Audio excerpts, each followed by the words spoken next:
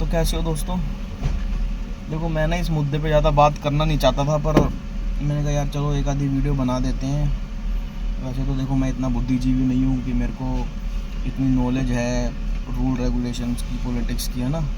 बाकी फिर भी थोड़े बहुत जानवर प्रेमी बंदे हैं हम, तो थोड़े बहुत अपनी राय दे रहे हैं। सिर्फ राय, छोटे बंदे की एक राय है सिर्फ, ठीक है। देखो रूल बहुत गलत निकला है। कुछ डॉग्स के अटैक्स की वजह से सारे डॉग्स को एक पाउंड में शेल्टर में शिफ्ट करना कि भाई उनकी सबकी ही गलती है जैसे, ठीक है। माना कि देखो जिनका नुकसान हुआ है, जिसके बच्चे की डेथ हुई है, जिस केस की वजह से ये सारा कुछ बवाल हुआ है, उनके दुख को भाई हम साझा नहीं कर सकते, हम उनका दुख को बांट भी नहीं सकते। वो अपनी जगह बिल्कुल सही है। कभी कभार ना यार एक सिचुएशन ऐसी आ जाती है कि दोनों पॉइंट ही, मतलब ए और बी दोनों पॉइंट हमें सही लगते हैं। हमें ये नहीं पता कौन गलत है कौन सही है। उनकी नज़र से देखा जाए जिनका बच्चे की डेथ हुई है, और काफ़ी लोगों ने अपनी जान गंवाई है स्ट्रे डॉग्स के अटैक्स के, ठीक है। हम भी आए दिन वीडियोस देखते हैं। वो अपनी जगह बिल्कुल सही है। उनको उनके दिल को तसल्ली मिल रही होगी कि भाई हाँ हमारे बच्चे को न्याय मिल गया, हमारे बच्चे को जिस ऐसे डॉग्स ने काटा था उन डॉग्स अब और किसी को नहीं काट पाएंगे। और एनिमल लवर्स जो फीडर्स होते हैं, NGOs होते हैं, शेल्टर होम्स होते हैं, उनको बुरा लग रहा है कि भाई ये बेचारे हैं, ये हैं, वो हैं, ये कहाँ जाएंगे, पाउंड में कैसे रखा जाएगा, शेल्टर में कैसे नहीं रखा जाएगा, कौन जिम्मेदारी लेगा। तो वो भी अपनी जगह सही है, ठीक है।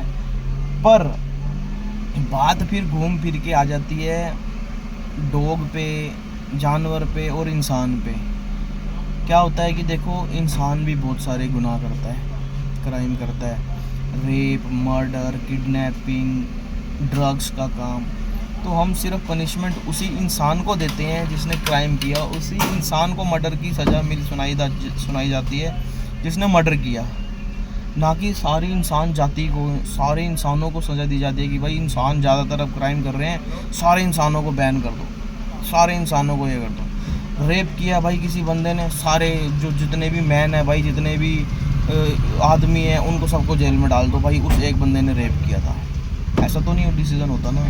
तो जानवरों के साथ ऐसा डिसीज़न क्यों कि भाई चलो मान लो दिल्ली में 5-7 लाख डॉग होगा, मुझे इतना नंबर्स का नहीं पता, उसमें से मान लो 1000 कुत्तों ने अगर अटैक किया भी है, तो आप उस डॉग के ऊपर स्ट्रिक्ट एक्शन ले सकते हो कि चलो भाई अब ये डॉग खतरा बन गया है बच्चों के लिए, इंसानों के लिए, तो उस एक पर्टिकुलर डॉग के ऊपर कोई एक्शन लिया जा सकता है। या फिर एक सर्वे कराया जा सकता है कि एरिया में कितने डॉग्स अग्रेसिव हो रहे हैं जो लोगों को काट रहे हैं, उन डॉग्स को उठा लिया जाए। पर ऐसे भी बहुत सारे डॉग्स हैं यार जो शरीफ हैं, फ्रेंडली हैं, किसी को कुछ नुकसान नहीं पहुंचाते, उल्टा फ़ायदा देते हैं। रात को चोर वगैरह डरते हैं गलियों में आने से, कहीं क्योंकि वहाँ कुत्ते ज़्यादा होते हैं, भौंक के बता देते हैं लोगों को कि भाई कोई गली में अनजान बंदा आया है। कोई अपना बंदा आता है तो नहीं भौंकते वो, कोई अनजान बंदा आता है तो भौंकते हैं। किसी जैसे कोई फीडर है खाना डाल रहा है तो उसके घर के आसपास की रखवाली करते हैं वो, ठीक है। हर चीज़ का एक अलग अलग पॉइंट ऑफ व्यू होता है। कोई ऐसे बंदे भी होते हैं जो फीडर होते हैं वो नहीं डरते, पर जो फीडर नहीं होते उनका गली में आना मुश्किल हो जाता है, क्योंकि डॉग्स उनसे भी वही उम्मीद रखते हैं कि भाई हमें वो खाना डालते हैं, तुम क्यों नहीं डालते, तुम भी हमें खाना डाला करो। और वो फीडर्स नहीं होते तो वो डरते हैं उन चीज़ों से। तो दोनों के एक अलग अलग पॉइंट ऑफ व्यू है। तो यार इसका ये सोल्यूशन नहीं निकलता कि सारे डॉग्स के ऊपर ही एक्शन लिया जाए। कोई बैठ के ना एक सिंसियरली एक मेच्योरिटी वाला सोल्यूशन लेना चाहिए था।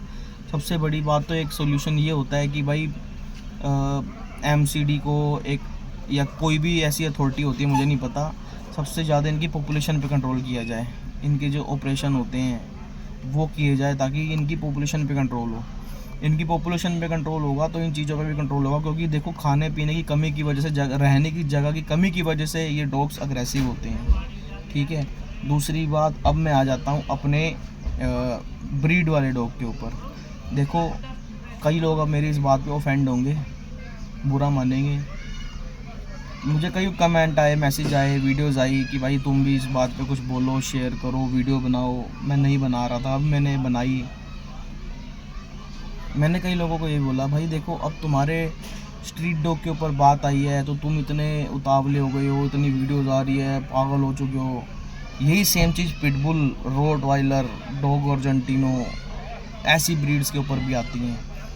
कि भाई अगर उसमें से भी किसी ब्रीड्स ने कुछ किया है तो उस ब्रीड के ऊपर, उसके ओनर के ऊपर एक्शन लिया जाए, ठीक है, उस ओनर के ऊपर एक्शन लिया जाए, ना कि पूरी ब्रीड को बैन कर दिया जाए।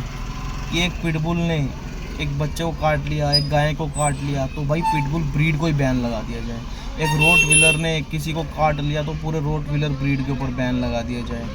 अब मैं यहाँ पे बोलूँगा कि अगर मैं तुम्हारी सपोर्ट नहीं कर रहा भाई, उस टाइम तुमने भी हमारी सपोर्ट नहीं करी थी जब हम पिटबुल के लिए बोल रहे थे, तब भी लोग बोलेंगे तुम डॉग लवर नहीं हो। तो अब मैं बोलूँ इस चीज़ को कि भाई तुम भी डॉग लवर नहीं हो। अब ये चीज़ सबको पता है कि एक एनजीओ, शेल्टर, ये सारे सिर्फ डोनेशन लेने के लिए काम करते हैं। उनके शेल्टर में डॉग्स होंगे 100, 50, तो भाई उन बताते हैं आगे 200, 400, 500 डॉग है, डोनेशन मांगते हैं उस चीज़ों के। तो देखो मुझे नहीं पता क्या करते हैं क्या नहीं करता, हमें कुछ अंदर की खबरें तो हमें भी होती है ना। बाकी मैं सिर्फ यही बोलना चाहता हूँ कि देखो पिटबुल के टाइम पे भी यही हुआ था, ब्रीड्स के टाइम पे भी यही हुआ था।